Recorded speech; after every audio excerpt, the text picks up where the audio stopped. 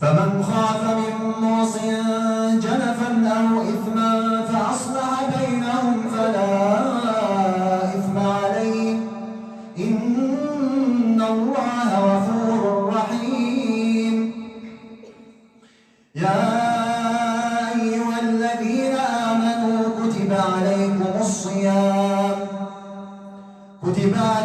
الصيام كما كتب على الذين من قبلكم لعلكم تتقون أياما معدودات.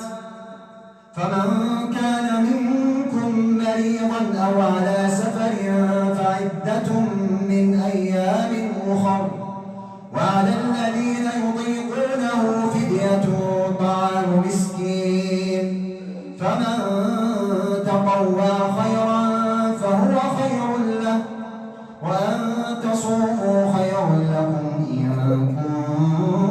كنتم تعلمون.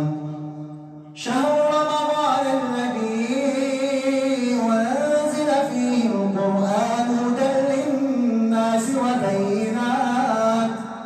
وبينات من الهدى والفرقان، فمن شهد منكم الشهر فليصمه، ومن كان مريضا أو على سفر فعدة من أيام أخر، يريد الله بكم اليسر ولا يريد بكم العسر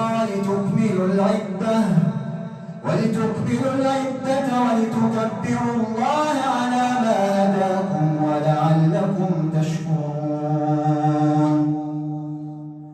وإذا سألك عبادي عني فإني قريب أجيب دعوة الداع إذا دعان، فليستجيبوا لي وليؤمنوا